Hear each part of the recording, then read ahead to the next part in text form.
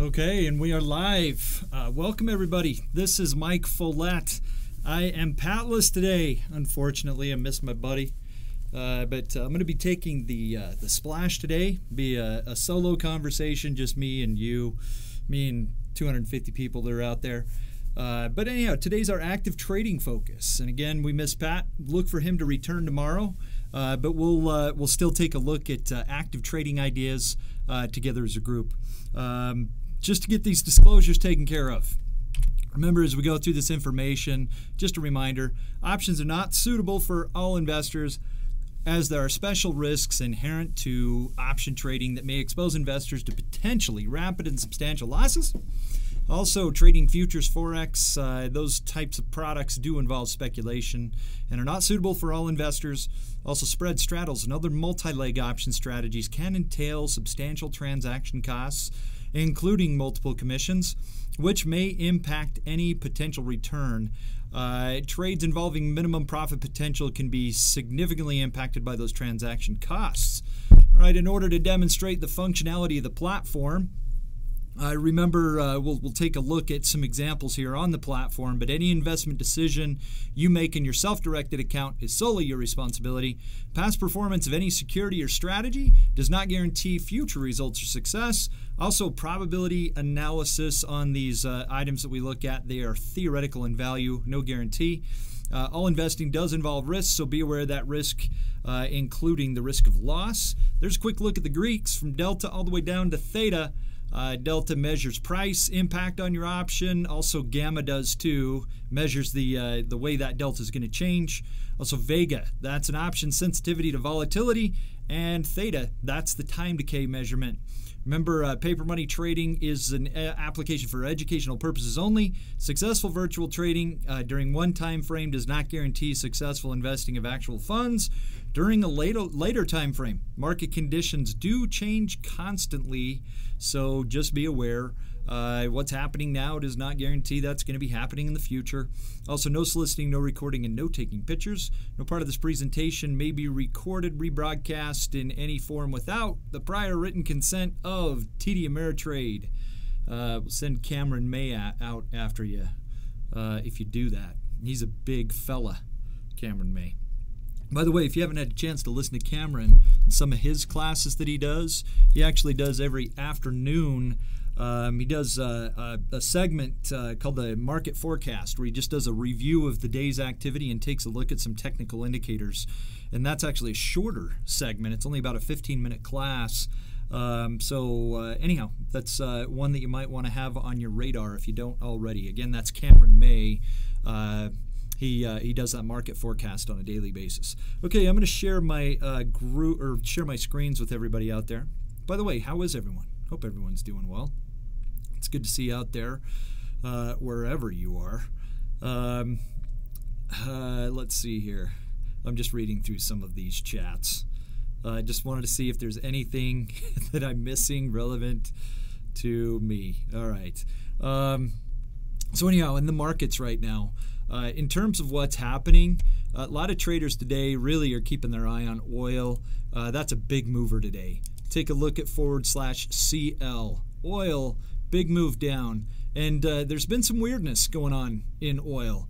I think there was some information coming out. Somehow the news got out that the U.S. was going to pull out of the Iran nuclear deal. But the last I read is that the U.S. is decided to stay in the nuclear deal, but impose some further sanctions. And anyhow, that sent oil on kind of a volatile ride here. Oil right now is down 3%, just shy of 3%, so 2.98%. Of course, those who are technicians in the world might pay less attention to just the volatility of today and maybe pay a little bit more attention to whether maybe a support level or resistance level or whatever you want to call it has been broken. Of course, if traders are looking at a down move and potentially thinking about more downness ahead, breaking support is really the right vocabulary to use there. It looks like we have support here maybe at about 66, maybe 67, but right in that range. Down about where oil had that breakout to the upside in the kind of in the first part of April there. But again, volatile day, maybe oil does have a larger decline. I think maybe there's some, on the macro front, maybe some other things that oil could struggle with potentially. I mean, I don't know where oil is going to go, but the dollar has been pretty stinking strong, right? And with strength in the dollar, oftentimes that does affect commodity prices and it brings them down. Gold has been affected, but not so much oil up to this point. If we take a look at the dollar here, ticker symbol DXY, the dollar continues to remain strong after a stronger move higher. So, many investors might look at this and think, well, this is more than just an Iran deal thing, some of the weakness in oil. Maybe it's some of the currency impact as well. But a couple of forces in oil. In some investors might actually take a look at oil and think, well, is the demand really there for all the supply that's coming online, right? And that's just kind of the devil's advocate side of this, but there's a whole lot of supply coming on. There's a whole lot of capacity out there as well to create more oil and deliver it. However, the price of oil, relatively speaking, remains strong, and it hasn't really broken anything yet. But, taking a look at oil, I imagine that many investors might think about maybe oil stocks. How are they going to be impacted, and what are some things that might happen if oil does have a further decline? Again, it hasn't really broken anything, but there are some forces out there that some people might think, well, maybe we're due for a little bit more of a larger decline. It almost sounds like I'm trying to make a bearish case for oil. I'm not necessarily. I'm just taking a look at some of the news, some of the headlines, and some of the things that people are watching out there. Oh, one more thing, by the way. If you haven't looked at this, I talked about this when I was playing substitute for John McNichol yesterday in his futures class. Seasonality when you're dealing with these commodities. That's one of the things that many traders will keep their eye on, just to find out what normally happens this time of year, or historically what has happened this time of year, what kind of cycles might be exposed. And just in case you're interested in taking a look at seasonality, that's actually a style for the chart that you could bring up. Let me just close this bar over here on the left. But an investor could take a look at that as a style, and I just clicked the study. Sorry, my bad. But clicking the style button here at the top of the charts, go down here to chart mode is how that would be described, a chart mode. And in the menu that pulls up over here on the right, click seasonality. Now, what this is showing basically is just over, I believe it's the last 5 years. It looks at the average price of the product over the last 5 years. And this might help an investor glean some information about seasonal factors. And so it's the red line, and that should be pretty standard across the board. It's the red line that you'll see there representing the average price. In this case, we've got the green line that represents the current performance or the current price of oil. And so this is just sort of comparing what oil's doing now compared to, kind of the seasonal aspect of this. And what we've seen over the last 5 years has been that through maybe May, toward the end of May, getting into the summer, might be a little bit more strength in oil. But after that, moving into June, we tend to see some further decline. And that, for many individuals, might be surprising. And frankly, it could be just one of those things that's, maybe just recency that this has started to happen with great influence from 2014, maybe influencing this as well. But we do have a tendency to see higher oil prices as refiners are kind of tooled down, but you build an inventory as well in oil. And once you get all that production, kind of built up, and these refiners kind of come on back online for the summer driving season, it might be kind of logical based on that seasonality to see oil actually drop a little bit. But here we are right now, and seasonally there might be a little bit more upside. And again, I got to be careful about this because I'm not trying to make any kind of bias into this or bring a bias into this, but this is just kind of an interesting chart that somebody could take a look at if they wanted further evidence of any assumption they might be building, right? And so through maybe mid to end of May, that at least over the last 5 years has kind of been kind of a high point for oil prices. So who knows? We'll see. But many traders might think, well, if oil actually drops, is there anything in the oil space that could actually have opportunity, right? And so one of the areas within the oil space that sometimes will have a tendency to get stronger if oil actually weakens is potentially refiners, right? And part of the reason for that is they can actually buy their product at lower prices and then, you know, distill that product, distill oil into refined products and actually get a better spread between their cost of their inventory that they're buying that raw product and what they actually distribute. And that's a pretty simple way to kind of think about that. But, you know, if oil does maybe go sideways or down here, possibly, and it's weird, it doesn't always work the way one might think, right? Now, hopefully you understand that. We went through the disclosures already, but possibly refining type companies might be worth a look. And so just looking at some of the refiners that are out there, and I'm going to go back to, actually, let me get away from this seasonal chart here. In order to remove this seasonal chart, what we need to do is take this chart mode and go back to standard. You know, one of the primary refiners, of course, these guys also have an influence on like ethanol and other products like that. But VLO, right, might jump to mind. Now, VLO, believe it or not, it's been actually kind of tracking oil pretty closely. And today, VLO is actually down, right? But this is one of those fairly heavy refineries.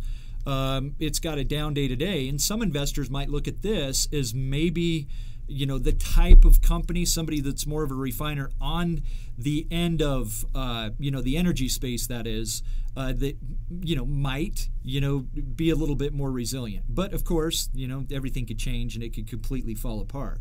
But that being said, you know, that's just, you know, kind of commentary, and who knows what happens. The reason I'm talking about this is because oil seems to be kind of one of the primary headlines today among, you know, along with some other things, but oil seems to be right there at the forefront. Also, many individuals are kind of watching the Comcast Fox deal that's going on out there, but maybe we can talk about that in a few minutes.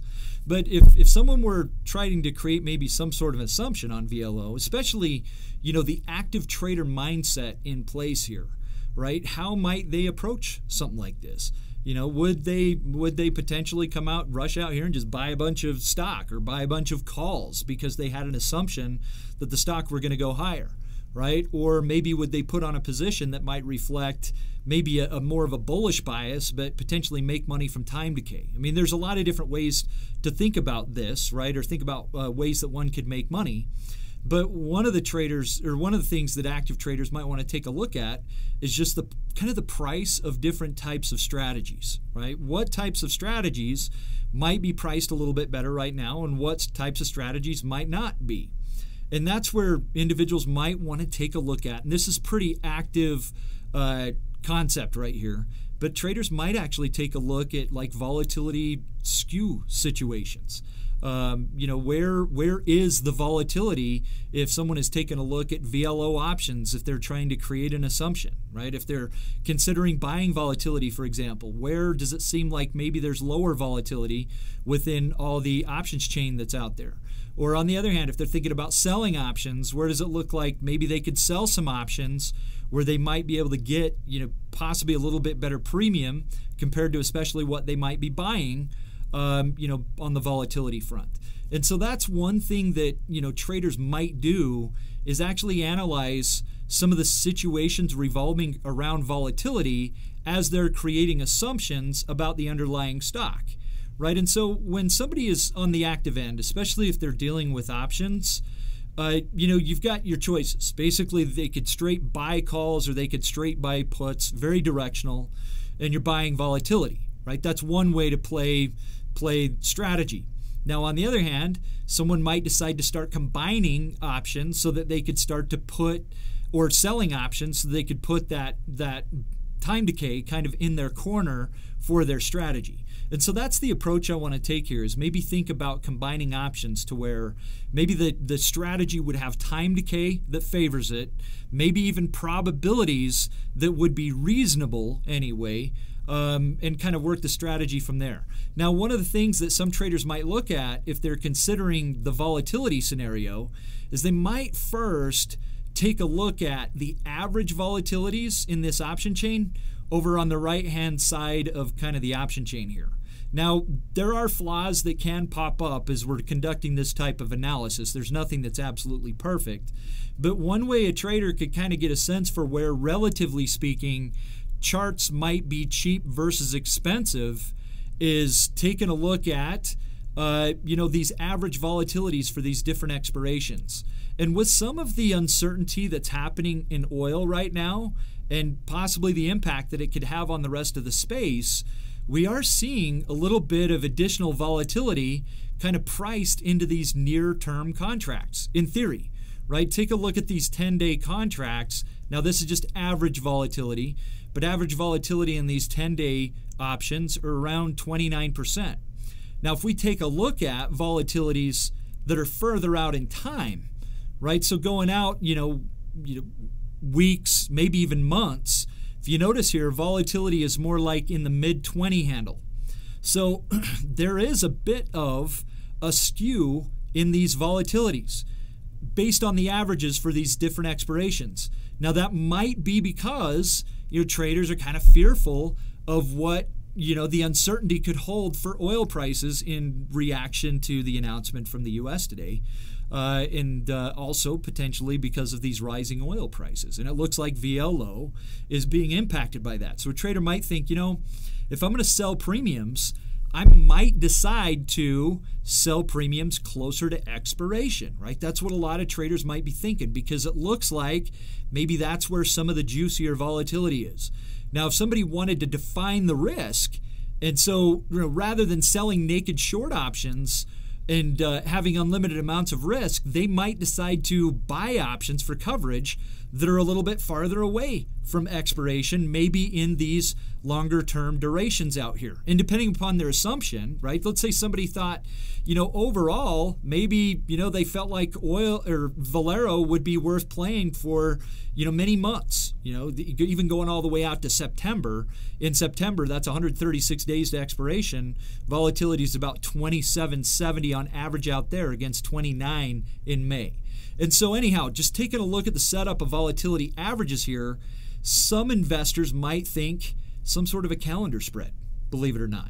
Is there anything I could do where, I'm buying premium longer dated because it seems like possibly it could be a little bit cheaper out there, and then sell premium a little bit shorter dated because maybe some of that uncertainty is allowing, possibly something that could be sold to go further in terms of reducing, kind of the investment or the reducing the cost of an option that could be bought a little bit farther away. And so just let's grab some options here and start breaking down some numbers just for a second. Let's just say, just for kicks and giggles, trader was looking at the 50 or the 115 calls here. So I'm going out 136 days, and granted that's a little bit long, but we'll go 136 days here. If someone were buying those options, now the mid price on those is going to be about 520. And note, this is something that a trader would need to have in mind as well. Is the liquidity going to be strong enough for you in a name like this to trade? Because there's going to be times when names like Valero, because they can be more volatile stocks, they do have that impact of uncertainty in terms of supply and demand in commodities markets, that kind of thing, where your liquidity and your bid versus ask spreads could widen. It could ebb and flow here. So trader needs to be aware of that if they're going to trade a stock like this, right? But it looks like the mid price, if someone were buying those calls, it's going to be around $5.20. Now, just to kind of think about things for a second, if a trader were buying those and they were thinking, well, I would like to have something help fund the cost of those calls, is there anything that I could sell in the near term that would help fund that call option price, right, here in these higher volatilities? And if someone were thinking, you've probably heard the term just straight calendar spread. If someone were thinking just straight calendar, they might actually look at the possibility of selling a 115 strike. So that's going to be the exact same strike price here in this shorter date. Now, I'm not going to go into rocket science here necessarily. I'm just going to kind of eyeball, back of the envelope some numbers here. If the trader were buying a call out here, 140 days from expiration or whatever it is for 520, how much could they, fund the cost of that call that they're buying just through selling one option that has 10 days to expiration, right? And just taking a look at these calls, those are right around 70-ish cents on the mid price here. So far we're looking, we'll put this up on 2 different lines just so you can see it a little bit better. So paying around 5.20 and selling around maybe 70-ish cents. I don't know why that just bumped. I guess I was hitting the wrong button there. But 70-ish cents, something like that. You know, on a percentage basis, just from 10 days, you know, that investor could actually reduce or help fund the price of that call that they're buying 136 days out. Right now, taking this maybe another step, that's selling those calls for maybe the next 10 days, right? How many 10-day periods are there in 136 days? So for example, by the time the September option here that is buying, right, if volatility stays relatively high in the near term, you know, how many times could a trader sell those, you know, an equivalent or a similar option to those and collect 70 cents in the next 136 days? Well, how many times does 10 go into 136? And this is just, again, back of the envelope math, but about 13 times. So, you know, and again, there's no guarantee this is ever going to play out this way. I'm just doing some basic kind of math here, thinking about, you know, funding arrangements. But 70 cents, and I'll just put that as $70, times, if a trader were able to do that 13 times, boom, that's like $910 total. Now the option that we're buying here is going for $5.20. So just doing some back of the envelope math there, if the trader buying these calls out here 136 days away, we're thinking, hey, you know, premiums, volatility is a little bit cheaper out there. Is there a way I could maybe generate some income and use that to potentially pay down, you know, kind of my risk in that option that I'm buying? You know, how far would that methodology go at these levels of volatility? And so that's kind of the outcome here, about, you know, just back of the envelope stuff again, but $910, you know, total.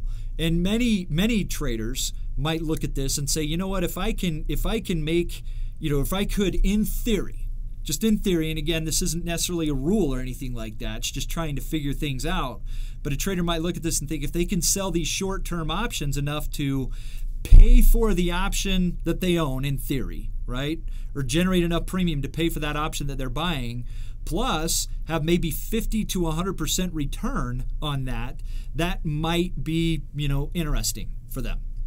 Right, that's just kind of like back of the envelope analysis that some traders might do. But if this arrangement right here, this is just a straight calendar spread. If someone were going to put that type of a trade on, they kind of need to understand how that position is going to work, because it's different than just buying a call. And this is where using the Analyze tab can actually go a long way to help a trader kind of figure out how some of these strategies are going to work. And let's just go to VLO for a second here. And I'm going to hit the risk profile and create a calendar spread at this 115 strike. And I'll just build this as a calendar spread. What that would look like is we would sell the 115, if we went with the 115s anyway. We don't have to go with the 115s. I was just thinking about that. But sell those 115s, and then in September buy the 115s at the exact same strike. So simulating selling the near term, just click the bid price on those. Control key goes down on the keyboard, and I'm going to click the ask on these options that are out here longer dated, and what that'll do is create a calendar down here at the bottom of the page. Okay, calendar here where I've got multiple months that are kind of built in. Now if I hit the risk profile on this, what that will show is the profit and loss graph. And this is useful for many investors, especially in a strategy like this, because it could totally change the way that trader might feel about whether or not this is a good strategy, right? You know, I just started talking about this as, you know, many traders might be looking at refiners as a way to maybe play oil right now, okay? Maybe, maybe not. This strategy doesn't jive with that thesis, right? Especially if that trader's thinking, hey, I'm really bullish on refiners. This might not jive, and here's why. It's because while this strategy is in place, there's actually going to be 2 break-even points on it. Let me set my slices to the break even. And now granted, this is only going to be the break even through the expiration on the option that we're selling here, but this actually has 2 break evens on it. See, up to 119.57 and 110.76, that's kind of the range that this strategy would want that stock to be in right now. So in other words, if the trader's thinking, hey, we could blast off in the next 10 days and go to 130, this is going to be a very frustrating strategy because they're probably not going to make money from that. So where is the perfect number, right? Where does the trader want the market to go in this strategy? Well, anytime you're doing multi-month strategies like this, we've got, whether it's a covered call, whether it's a diagonal spread, or whether it's just a straight calendar like this, going to that short strike is the desired point, right? We want to go to the short strike. In this case, the short strike is 115. Notice the risk profile here. Its peak is at 115, right? So if you can just find 115 on this grid down below, kind of look straight up, that's the profit peak for this strategy, 115. So it holds true. The best place for the market to be in the next 10 days would be at 115. Now, if a trader was just kind of wondering, well, Mike, we did some back of the envelope stuff, kind of evaluating that using those what ifs that could change. What if we sold those premiums every 10 days for the next 130 or whatever? How would this position look in theory if the market just went up to 115 in the next 10 days? And that's where, it's useful to use either A, these price slices down here in this lower section, or B, just keep your eye on the numbers that correspond with the date of expiration and the option we're selling, right? So 519.18, that's going to keep a running total.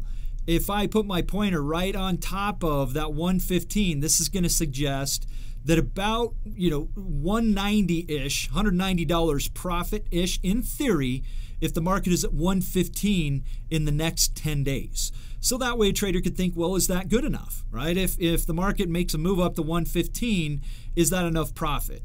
And kind of go from there in terms of whether or not this is going to be a reasonable strategy. But a big one that a trader needs to really evaluate here is, whether or not they want to restrict that upside or that downside, because a trade like this has 2 break-even points. Now, note this as well. Let me go ahead and just reset my slices. This is turning into quite the in-depth calendar spread discussion, isn't it? But looking at the slices on this trade, I had to reset those. So we're not looking at the break-evens anymore. This is basically plus minus 10% and at the current price. But at the current price, notice the delta on this. Delta's 17. So that's a positive. That would suggest that this is a bullish trade right now. But that's only going to be up to 115. If the market goes beyond 115, that delta is probably going to start to turn bearish. But now on the other hand, this trade is positive time decay, so it's profitable on the time decay front. And this is the last thing a trader really ought to note, is that this is positive Vega. The Vega here is plus 20. So there's quite a bit of volatility exposure. A trader might want to see volatility maintain strength or continue to rise on this strategy, which one might assume if if oil remains maybe uncertain and possibly a little bit bearish, that could be one of the things that might be able to buoy this type of trade a little bit. So if this stock gets volatile or starts to drop a bit, volatility might be able to buoy up this trade a bit. And let me show you what I mean. If I drop down to this lower section, I can actually make an adjustment here on volatility. So if volatility increases here, we'll just call it, 2%. Not a huge change in implied volatility. But if volatility goes up, if you notice, that profit and loss graph actually, in theory, it lifts. So this trade could do better if volatility rises. So it is sort of interesting where it's bullish, right? So it could do better if the market goes up. And if the stock actually goes down, right, or that might have volatility increase, and a volatility increase could kind of protect this position. Now, on the other hand, if the stock goes up, maybe volatility comes down, that could work against this stock as well. But that's just one way to kind of evaluate, strategy. if I do have a bullish assumption, and I'm thinking the stock could go higher, could 115 be the number? And is it interesting to sell those premiums where I could get that risk reduction idea happening? And in fact, just maybe for illustrated purposes, we'll put on a paper trade here. And this is something that we can track in further sessions, because a position like this has management that really needs to be done to it, right? In 10 days, right? When these May options are getting close to expiration, an adjustment is probably going to be made on that. The adjustment will be to buy back the near-term options and then sell a new option in the next week out. Or, the trader could always just do this. They could say, you know what, I'm just going to, buy back the May options and just hold a September call and just know I was able to bring down, right, as long as they're able to buy back that May option for a cheap number, but maybe bring down the price of that option in September, right, pay down the cost of that for a week or so. So anyhow, this does have some choices, in terms of maintenance and in terms of management on a strategy like this.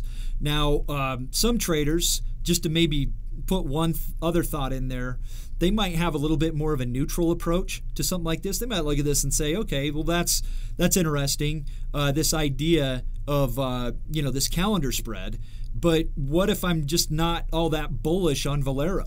And in fact, I'm a bit more neutral on it, and maybe it goes up to 115, but primarily maybe I think it goes sideways.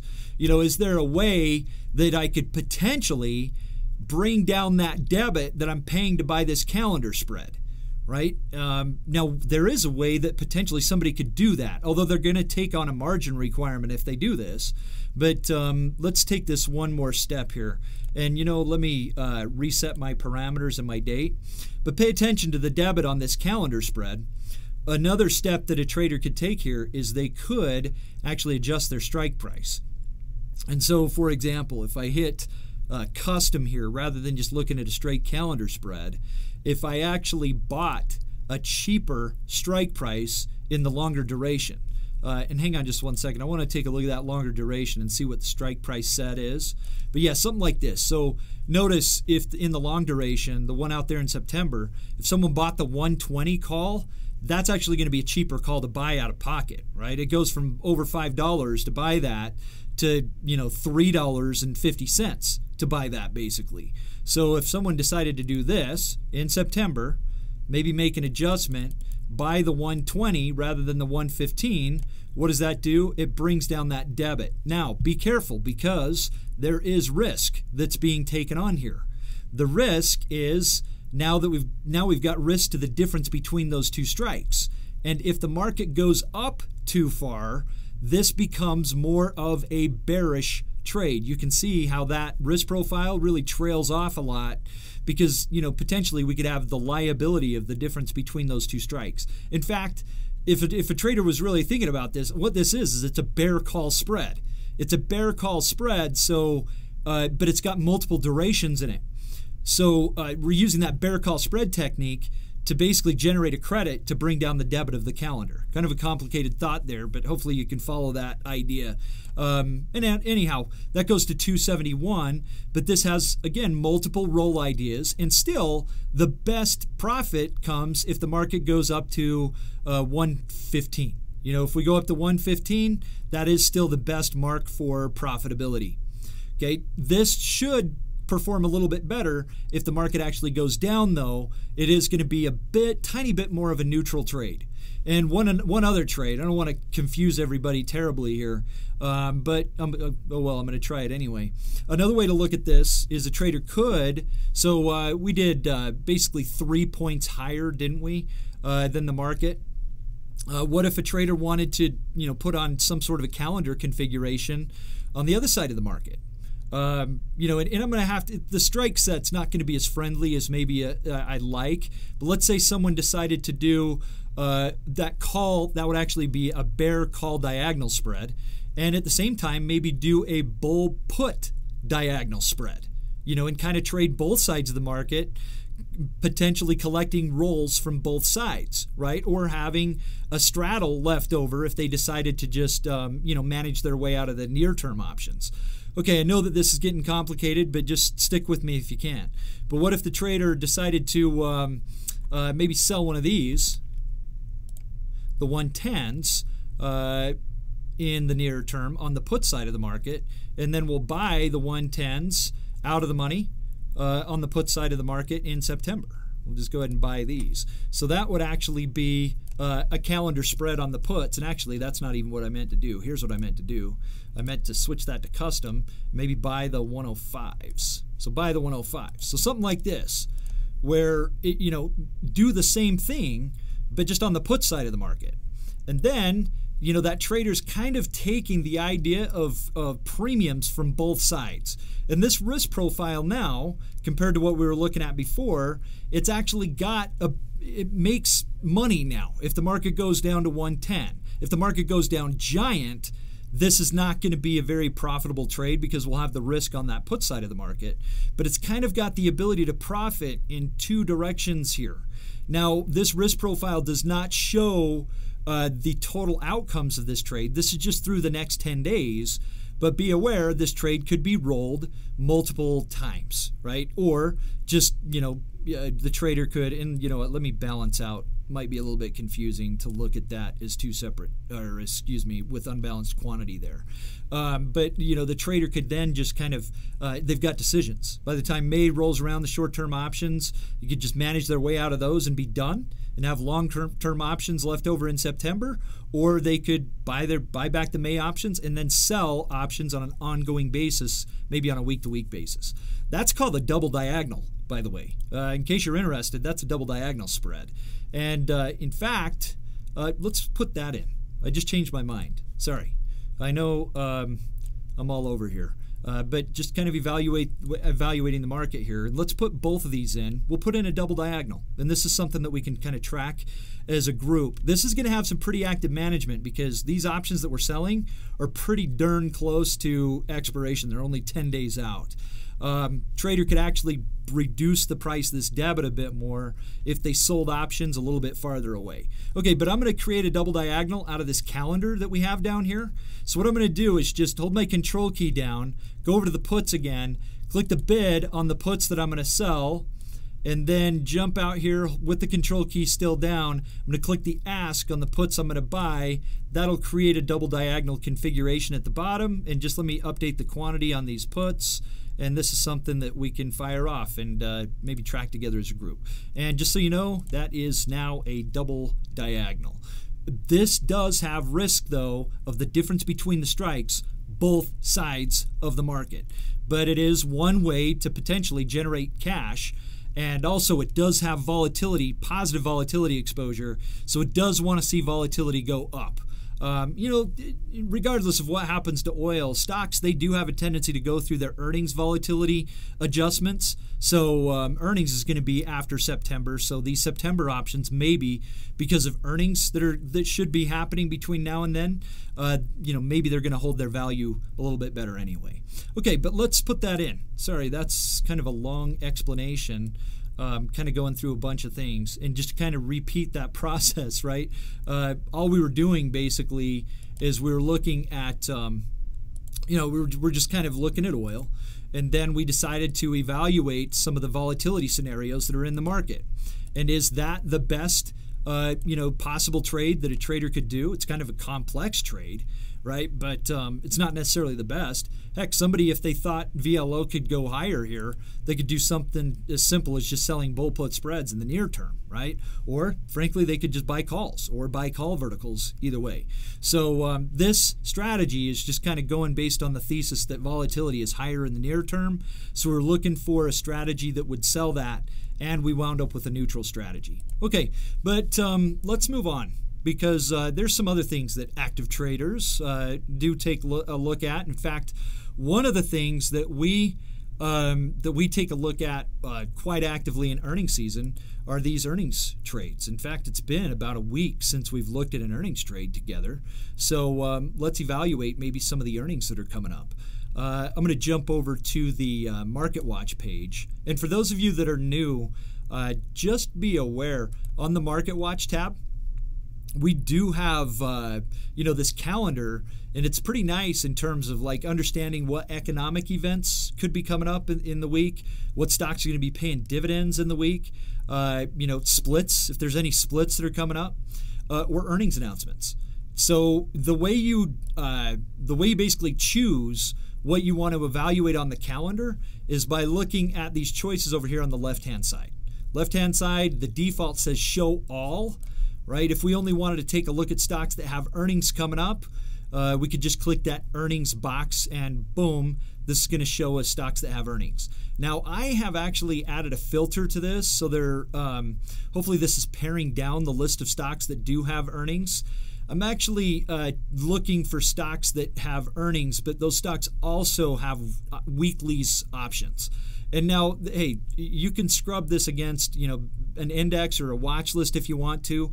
Just the reason that Pat and I chose weeklies here is because oftentimes if you've got stocks that trade weeklies options, well, number one, there's more choices. And number two, they have a tendency to be a little bit more actively traded. Not always, right? But it just helps narrow the field into stocks that maybe are a little bit more liquid. And so the way you can add weeklies or whatever filter you want to this is right at the top here. Look for this gear icon.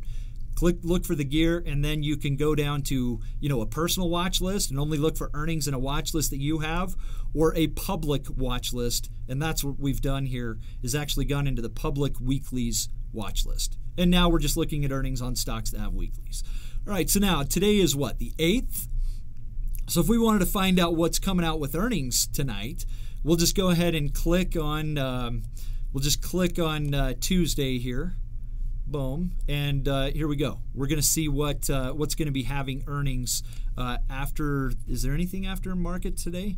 Oh, you know what? I might have to click the day before. Yeah, there we go. I'm going to click the day before. Click Monday, and that should show us what's coming up for earnings after the market tonight. So this is thinking a day ahead, right? So anyhow, Tuesday, if we wanted to know what earnings are coming out today, we'll click Monday to get that after market. At least that's the way it works on most of these platforms. Okay, so anyhow, here's the list. Disney, that's one. Disney's got earnings tonight. That's also in the news today quite heavily. With the Comcast and the Fox A deal, Ben Watson, he's always good for a pretty solid breakdown of the way those companies interact with each other on the morning huddle. So if you get a chance, take a look at that morning huddle. But Disney does have earnings coming out. In addition, we've got EA, another one, Monster Energy, Oxy, PBR as well. Oh, wait, no, that was before the market today. But I'll tell you what, just for kicks and giggles, let's take a look at Disney, okay? Possibly for maybe an earnings example here. Now, again, on the earnings situation, how does a trader select a strategy? An active trader, if they're going to trade something over earnings, how do they select that strategy?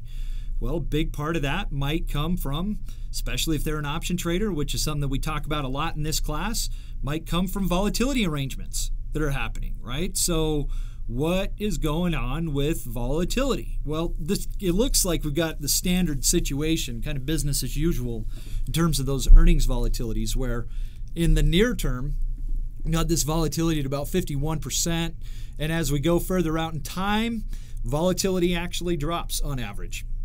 Part of the reason why that's happening is it's just where is the risk? The risk is in the next 3 days, because that's where the uncertainty is, and that's where you see the volatility.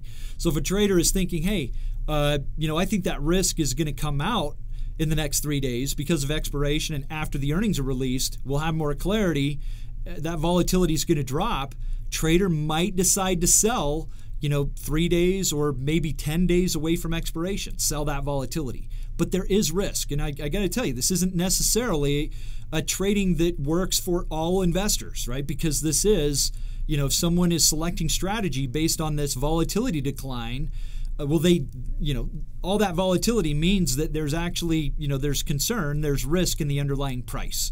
Okay, but one of the things that many traders will do if they wanted to sell this near-term volatility is they'll buy options somewhere to protect, right? Just in case the market goes too far against them, the earnings result is just huge and we go up or down a ton, they'll buy protective options. So that means potentially defined risk, but still sell the volatility in the near term. So hopefully that makes sense. Now, a trader could do that in a couple of ways. They could trade a diagonal. And I know that this is weird, right? Because diagonals are positive vega trades, but a trader could buy options that are farther away from expiration, lower volatility, and sell options closer in. Okay, but that is a little bit more commitment to the trade, right? So that trader might be thinking, hey, maybe I'll look for many roll opportunities trading Disney.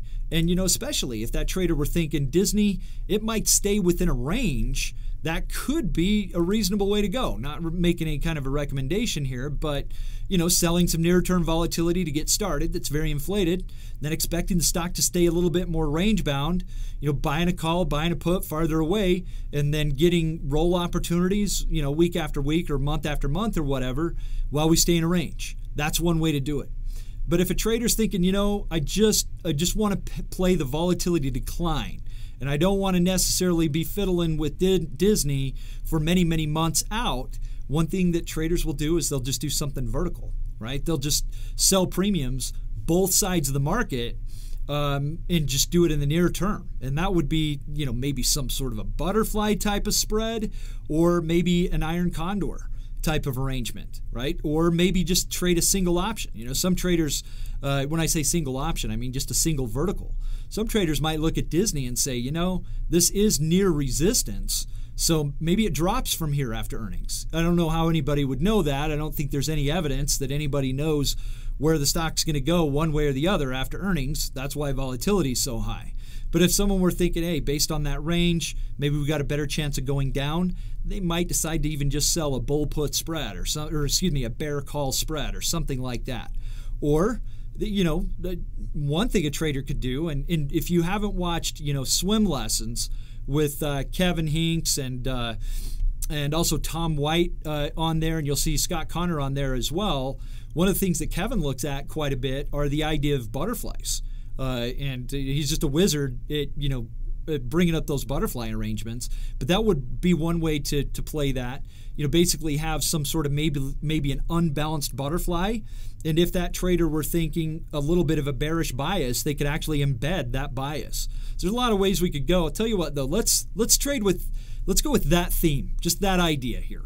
Right? Again, not a recommendation as we look at this, and be aware those themes could play out in different ways, based on the arrangement of the trade. Let's say we looked at some sort of a bearish butterfly. We did everything in the near-term expiration, right? So it's basically a volatility play and done, right? Let me jump over here to, and one thing I should say.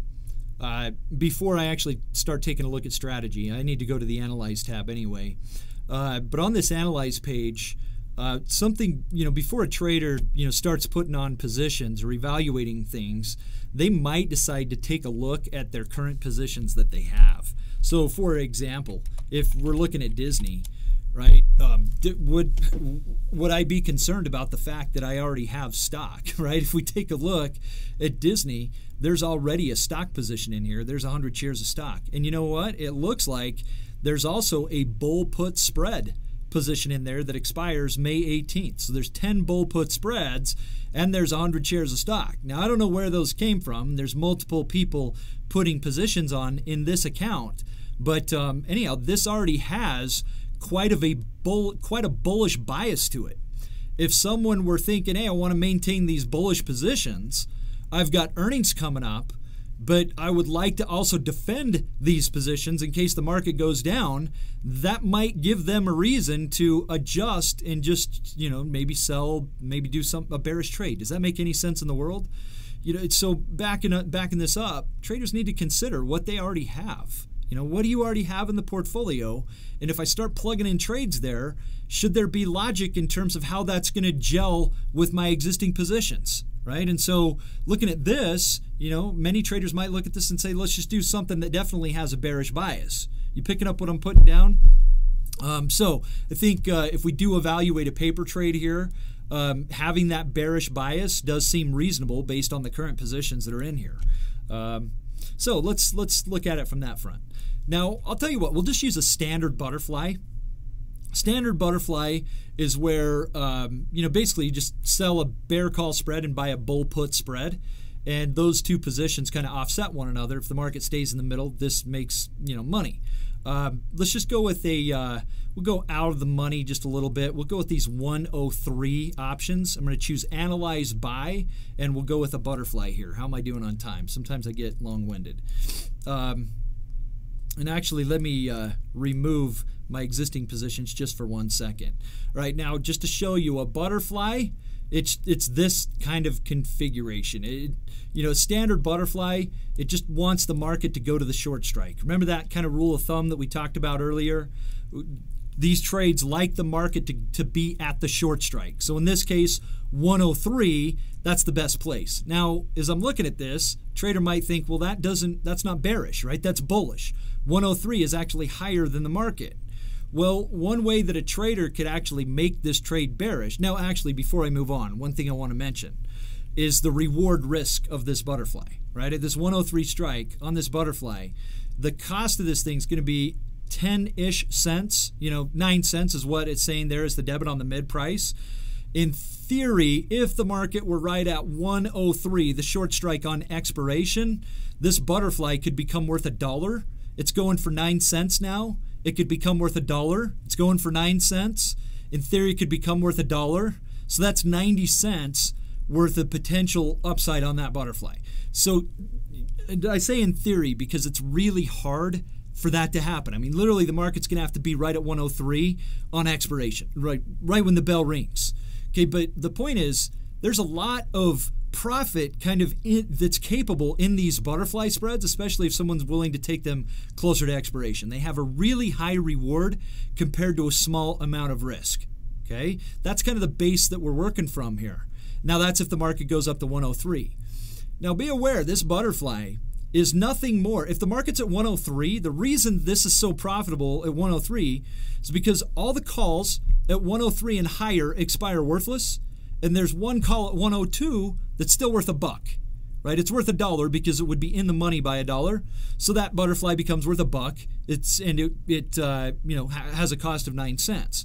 Now, if a trader was thinking, yeah, but that's still, Mike, that's just a bullish trade, and that just doesn't match if I want to maybe protect the other positions that are in there or have a balance to the other positions, well, just be aware, this is a bull call spread and a bear call spread together. So someone could take the bearish side of this, which is the higher strike, and widen it, right? So take the higher strikes here and potentially widen it. So for example, go from 103 go from 104 up to 106. Right, so now, if we're looking at this, we essentially have a 102 to 103 bull call spread and a 103 to 106 bear call spread. That generates a credit, essentially, right around 40 cents. I know it's bouncing back and forth. I'll just put it right on 40 cents. So now, if the market goes down, all these options could expire worthless. I mean, if the market's below 102 or lower on expiration, all these options expire worthless. The trader keeps 40 cents. But if the market does go higher, well, this has the ability to make the 40 cents, right, the credit, plus the market's at 103, it could be worth that extra $1 too, the difference between the strikes on the low end, right? That butterfly could actually become worth $1. So it kind of is a way to, create overall a trade that doesn't get hurt if the market goes, or if the market goes down. The only way this gets hurt is if the market goes up a lot.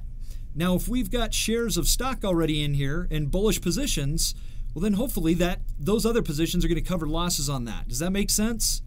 Okay, but then if those stocks don't go the right way and if the market actually goes down, this will at least make some money.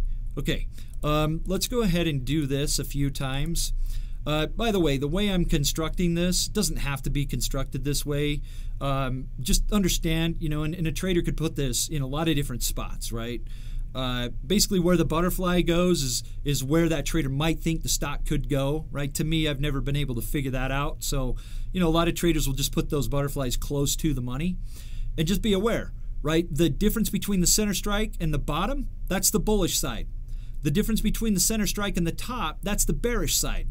So if a trader wants to make that more bearish, just go to the difference between the center and the top and widen it, right? Just take more risk in between those two. If they wanted to make it more bullish, guess what they could do? They could make it wider on the other side.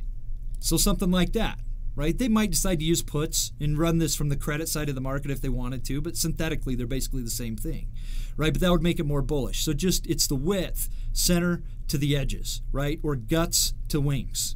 Now let's make this bearish again. So we'll go up to the 102, and we'll do the 10, what do we have before? The 106s? And that would go, right now it's 38 cents. And each one of these, just so you know, is going to have the risk now of the difference between the strikes on the upside, on the wider side, 103 to 106 minus the 38 cents. So that's basically going to be $3, $300. It's going to be about $260 per spread. So if I did this 4 times, that's going to be $800 worth of risk on the difference between those strikes, minus the 38 cents. But again, we got stock in here to help as well. But I'll tell you what if I just, not a huge position, but if we do 5 of those, make a couple $100 if the market drops, if we go up to 103 or higher, this could make a lot more than that. And if we explode to the upside, well, the other positions hopefully will be profitable. All right, so I'm going to go ahead and put that in, and join us tomorrow. We'll take a look at the outcome on that position. So an earnings trade on Disney, and boom, there we go. All right, talked a lot about strategy today, and hope you enjoyed the session. It's just me droning on here without my buddy Pat. But look for Pat to come back tomorrow, and we'll have a session basically focused around options and option position management. So definitely be interesting to take a look at that Disney trade after earnings tomorrow. Very appropriate for the day. So see you tomorrow. And remember those other webcasts. Cameron May, he does a market forecast after the market closes, and that's the name of the class. It's not really a market forecast. He just looks at some technical indicators and evaluates the trading day. And the morning huddle, that's also a webcast with Ben Watts and some of the other experts. That's a great way to get your day started. That happens every morning. Thanks, everybody. You have a good day. Look for Technically Speaking coming up next. Today is Tuesday, so you know who we have today. We have the awesome math wizard, Scott Thompson, coming up for Technically Speaking. I should know that just by memory, but for some reason I was blanking. All right, guys, have a great day, and we'll see you tomorrow. Thanks for your time. Bye now.